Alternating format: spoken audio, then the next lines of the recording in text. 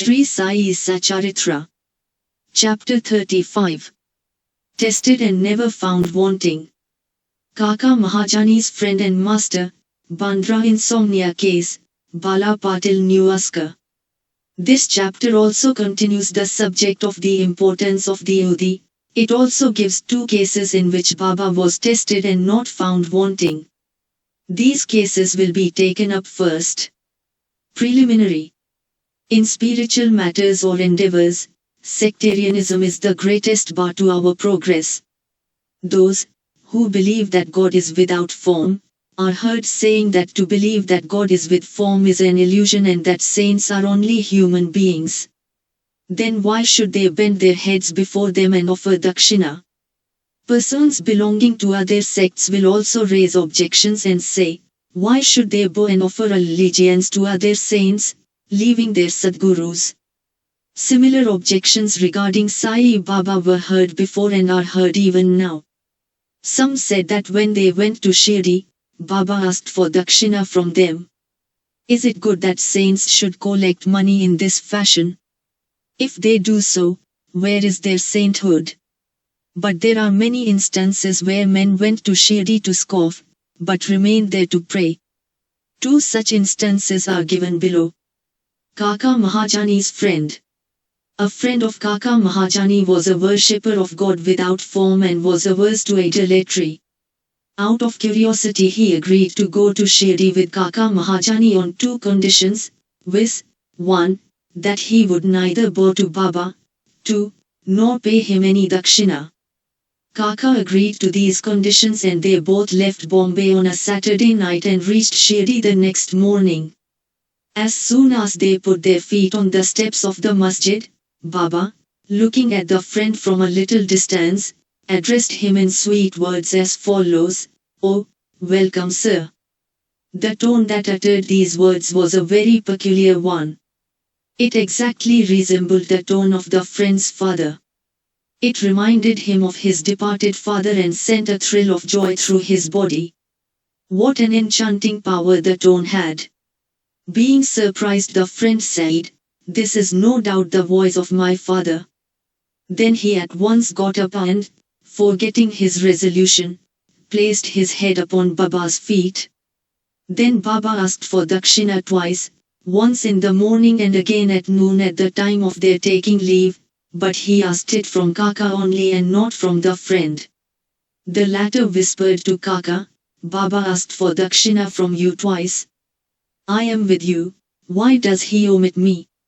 "You ask Baba himself," was Kaka's reply. Baba asked Kaka what his friend was whispering, then the friend asked Baba himself whether he should pay any dakshina. Baba replied, "You had no mind to pay, so you were not asked, but if you want to pay now you may." Then the friend paid 17 rupees as dakshina, the same amount that Kaka paid. Baba then addressed him a few words of advice, "You do away, destroy the telly's wall, sense of difference, between us, so that we can see and meet each other face to face." Then Baba allowed them to depart. Though the weather was cloudy and threatening, Baba assured them of their safe journey and both of them reached Bombay safely. When he reached home and opened the door and windows of his house, he found 2 sparrows fallen dead on the ground and one just flying out through a window.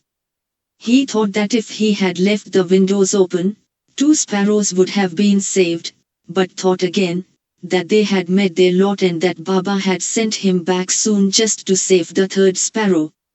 Kaka Mahajani's master. Kaka was the manager in the firm of Takkar Dharmasi Jetabhai, a solicitor of Bombay. Both the master and the manager were on intimate terms. Mr. Takkar knew that Kaka was often going to Shirdi, staying there for some days and returning, when Baba permitted him. Out of curiosity and just to test Baba, Mr. Takkar decided to go to Shirdi with Kaka during Shimga holidays. As Kaka's return was uncertain, he took another man with him as an associate. The 3 started together and Kaka bought 2 seers of raisins, dried grapes with seed, on the way for presentation to Baba. They reached Shirdi in due time, and went to the masjid for darshan. Then Babasaheb Takad was there. Mr. Tucker asked him why he came there. For darshan, Takad replied. Mr. Tucker asked if miracles took place there. Takad replied that to see miracles, was not his attitude, but the earnest intentions of the bhaktas were satisfied here. Then Kaka prostrated himself before Baba and offered the raisins to him. Baba ordered them to be distributed. Mr. Tucker got a few of them. He did not like the raisins and he was advised by his doctor not to eat them without washing and cleaning them. So he was in a fix. He did not like to eat them, nor could he reject them. To keep up formalities, he put them into his mouth, but did not know what to do with the seeds. He could not spit them out on the floor of the masjid, so he pocketed them against his wish. He then said in his mind that if Baba was a saint, how could he be ignorant of his dislike for the raisins and could he force them on him? When this thought arose in his mind, Baba again gave him some more raisins. He could not eat them, but held them in his hand. Then Baba asked him to eat them up. He obeyed and found, to his surprise, that they were all seedless. He wanted to see miracles and here was one. He knew that Baba read his thought, and as per his wish converted raisins, with seeds, into seedless grapes. What a wonderful power! Again to test further he asked Takad, who was sitting by and who also got some raisins, what kind of grapes you got? He replied, they were righty with seeds. Mr. Tucker was still more surprised to hear this. Then to confirm his growing faith, Tucker thought in his mind that if Baba was a real saint, the raisins should be now given to Kaka first. Reading this thought also, Baba ordered that distribution should be commenced from Kaka. These proofs were sufficient for Tucker. Then Shama introduced Mr. Tucker as the master of Kaka, upon which Baba said, how could he be his master? He has got a different master altogether. Kaka appreciated this reply.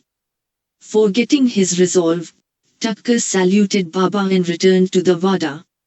After the Nunarati was over, they all went to the masjid for taking Baba's leave for their departure. Sharma spoke for them. Baba then spoke as follows. There was a fickle-minded gentleman. He had health and wealth and was free from both physical and mental afflictions, but he took on him needless anxieties and burdens and wandered hither and thither, thus losing his peace of mind. Sometimes he dropped the burdens and at other times carried them again. His mind knew no steadiness. Seeing his state, I took pity on him and said, now please keep your faith on any one place, point, you like, why roam like this? Stick quietly to one place. Tucker at once came to know that was an exact description of himself. He wished that Kaka should also return with him, but no one expected that Kaka would be allowed to leave Shirdi so soon. Baba read also this thought to his and permitted Kaka to return with his master. Tucker got one more proof of Baba's capacity to read another's mind. Then Baba asked Kaka for 15 rupees as dakshina and received it. To Kaka he said, if I take 1 rupee as dakshina from anybody, I have to return it tenfold to him. I never take anything gratis. I never ask anyone indiscriminately. I only ask and take from him whom the fakir, my guru, points out. If anyone is indebted formally to the fakir, money is received from him. The donor gives, i.e. sows his seeds, only to reap a rich harvest in future.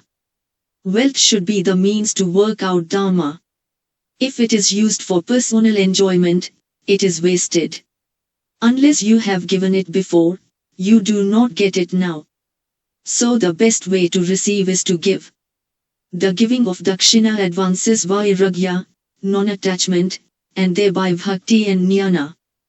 Give 1 and receive tenfold. On hearing these words, Mr. Tucker himself gave 15 rupees in Baba's hand, forgetting his resolve not to do so. He thought he did well in coming to Shirdi, as all his doubts were solved and he learned so much.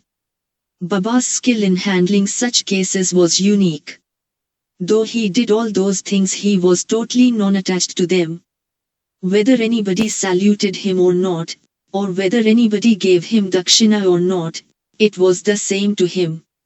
None he disrespected. He felt no pleasure because he was worshipped and no pain because he was disregarded. He transcended the pairs of opposites, like pleasure and pain, etc. Insomnia case. A Kayastha Prabhu, gentleman of Bandra, suffered from insomnia for long. As soon as he laid himself down for sleep, his departed father appeared to him in his dream, and abused and scolded him severely. This broke his sleep and made him restless the whole night. Every night this went on and the man did not know what to do. One day he consulted a devotee of Baba in this respect. He recommended the Udi as the only infallible remedy he knew. He gave him some Udi and asked him to apply a little of it to his forehead before going to bed and keep the Udi packet under the pillow. He tried this remedy and found, to his great surprise and joy, that he got sound sleep and that there was no disturbance of any kind. He continued the remedy and always remembered Sai. Then he got a picture of Sai Baba which he hung on the wall near his pillow and started worshipping it daily and on Thursdays, offering garland, Naivedya etc. Then he got on well and forgot altogether his past trouble. Balaji Patil Newaskar. This man was a great devotee of Baba. He rendered most excellent and disinterested service. Every day he swept and kept clean all the passages and streets in Shirdi through which Baba passed in his daily routine. This work was, after him, equally well done by another female devotee named Radhakrishna Mai, and after her by Abdullah. When Balaji reaped his corn every year, he brought the whole quantity and presented it to Baba. He returned with what Baba gave him and maintained himself and his family with it. This course was followed by him for many years and after him by his son. Power and efficacy of Udi. Once it happened that at Balaji's death anniversary day, a certain number of guests were invited and the dinner was prepared for them. But at the dinner time it was found that thrice the number of people invited had turned up. Mrs. Newaskar was in a fix. She thought that the food would not suffice for the people assembled and that if it fell short, the honor of the family would be at stake. Her mother-in-law comforted her by saying, "Don't be afraid, it is not ours, but Sai's food. Cover every vessel with cloth, putting some Udi in it, and serve from the same without opening it. Sai will save us from ignominy." She did as she was advised and it was found to their surprise and joy that not only did the food suffice for all, but plenty of it remained after serving. As one feels intently, so he realizes accordingly, was proved in this case. Sai appearing as serpent. Once Raghu Patil of Shirdi went to Balaji Patil at News. That evening he found that a serpent entered the cowshed hissing. All the cattle were afraid and began to move. The inmates of the house were frightened, but Balaji thought that it was Sai who appeared in his house as a serpent. Without being afraid in the least, he brought a cup of milk and placing it before the serpent said, "Baba, why do you hiss and make noise? Do you want to frighten us? Take this cup of milk and drink it with a calm mind." Saying this, he sat close by unperturbed. The other members were frightened and did not know what to do. In a short time the serpent disappeared. Nobody knew where it went. It was not found though a search was made in the cowshed. Balaji had 2 wives and some children. They sometimes went to Shirdi from News for taking Baba's darshana. Then Baba bought saris and other clothes which were given to them with his blessings. Bo to Sri Sai, peace be to all.